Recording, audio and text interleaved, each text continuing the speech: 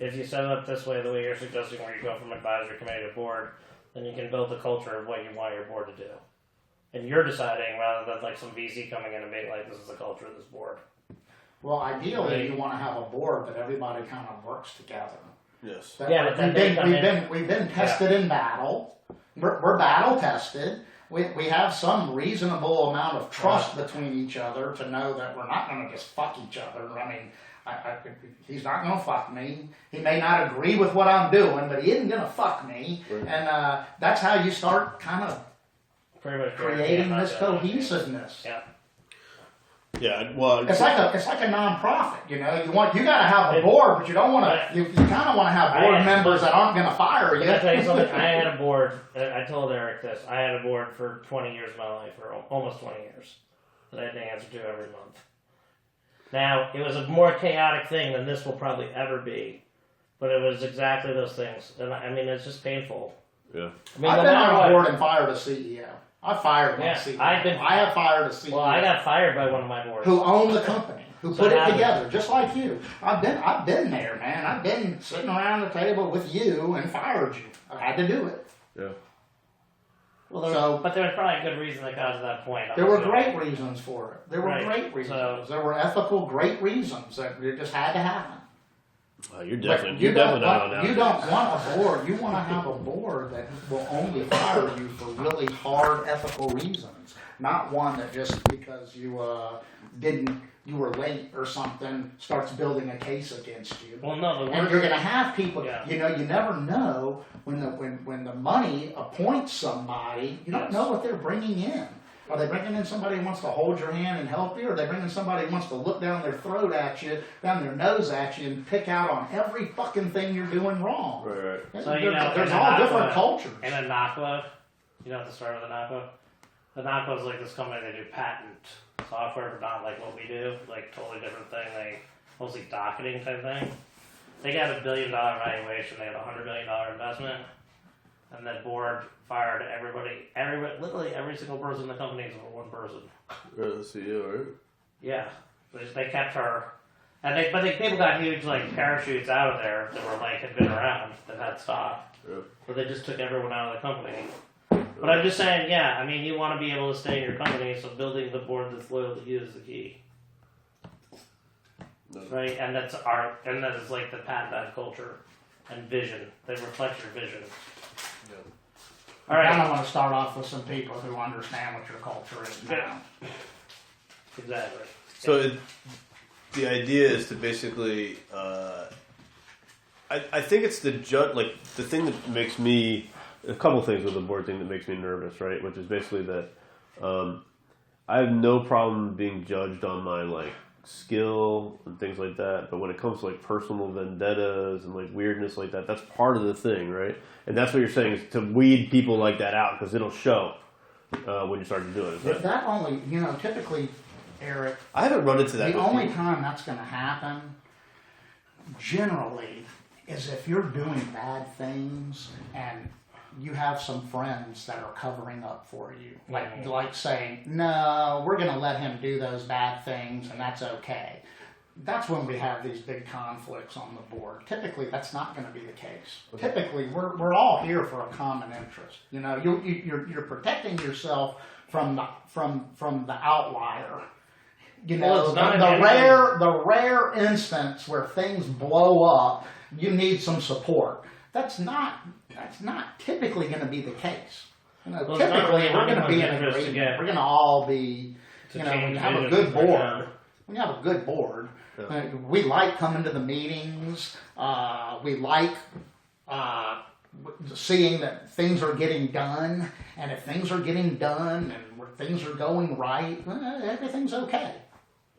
It's just when you start really fucking up. When you start saying, that's my brother. That's my brother.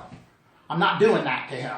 And the board says, well, by not doing that to him, you're costing us money. Well, we're going to get rid of both of y'all then. No, yeah, I'm pretty good about that stuff. But it's I guess it's just, I think this is a good solution. Honestly, it's it's just getting.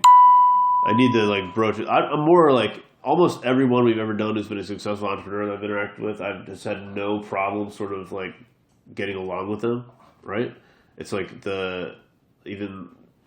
Honestly, like our board at Revley, like that James was on, like the other 3 people that had been Mark, now and them, and Carlos that actually wanted to succeed, like the board wasn't what was holding it back. right. I mean, it is true that like Clayton was extremely difficult in this, right? But the reality The board is wasn't that holding it back. Your 2 knuckleheads were holding right, it back. basically Mark Al and Carlos too, in a way, and because he didn't want to deal with the conflict. Carlos, Al, and what was the other guy's name?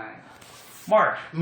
Those Yeah. guys were fucking No, idiots. but They were the biggest fucking. I'm telling you, I'm like, if I ever see them again, I'm like, you're a fucking idiot. But the difference You're just an idiot. Don't Can I talk just to tell you me. the Don't difference come is- up to me. Eric He is an actually idiot. literally operates on a polar opposite way that they were operating, which is like he basically wants to get a complete understanding of how things work, then do the plan. They didn't want to do any planning. They would come to these meetings. I would put out an agenda, and it would be out a week in advance, exactly the agenda he's giving there. And Mark would be making the development report at like 3 in the morning, and it wouldn't make any sense. And because they you couldn't know, take any direction, they wouldn't because they listen to couldn't anyone. take any direction, Yeah. they fired him and replaced him with a knucklehead who wouldn't give them any direction. They didn't really fire me. They just wouldn't give me like any authority to manage them. They removed you as CEO I because was he never was the the one. CEO. He was the one who was kind of directing the company, and they didn't like it. When But they you went told in- them your thing isn't going to work unless you do something else, and in their minds it was perfect the way it was, It was and the so best they day of just my said, life. "Well, we don't want you anymore. We want him." That's what you can't do with a board of directors. You can't say, "Well, I don't like the direction y'all are giving me is great, but I don't like it. Fuck y'all." No, they're going to say, "Fuck you." Right. And that's what we would have done had we been in a little bit stronger position and understood our position better at that last company. I would have fired Martin Adair. Yeah, but I don't know that like the whole problem is like we just was all set up in such a we actually don't have these problems in so many ways. We've avoided so many of them. Right? You wouldn't still be in business. No, I today mean if like, you but had no, all but those like problems. literally Eric's personality is that he like you should see how we're running our company. It's like basically there's a big giant list of everything that's dependent on everything, and there's meetings every day with all the people. It's very detailed, but that actually makes it very easy to have a board meeting and be like, this is what we did, because there's literally just flows to a report instead of I had to make something up 3 hours beforehand to make sure it sounds good. It's fit Right, like that was like crazy. When Mark and them would be like, we have no idea when the development's done, and also we can't really show you a roadmap because only we can understand our agile specs. You're gonna be like, what? no. I deal with conflict when it comes up, right? Because if you let that stuff go, it's like in our company. If there's one thing I think that I do okay is that when it comes up, when it's a problem, you immediately address it. Because if you don't, you're fucked. Because it just builds and builds and all that sort of stuff, right? And it's like that's the one thing where I think that why you even have the people who've worked with us for as long as we have is because we have conflicts a lot, but it just immediately goes, hey. Well, the conflicts aren't You know. personal for the most part. Sometimes they get on the edge of personal, but people feel bad. Y'all will mature through Yeah, a lot of but this. I mean- you're maturing through it now. You'll continue maturing. I'm just saying, like, the point is, though, Eric, is that, like, actually, the thing that you're doing right now, with the way you're organizing it, so it feeds into that shit anyway. It's like, literally, all the reports just come straight from this is all the things we did. Someone can get a very high-level overview of each of the, you know, like, what's going on in operations. Like, we literally just made an entire HR plan that we're carrying out right now, right? It only took one bad interview, right, or whatever, to say, hey, we better have, like, a good HR program or whatever, right? So, like, every single thing that we're doing is, like, I we're basically scripting it out, and it's easy to think.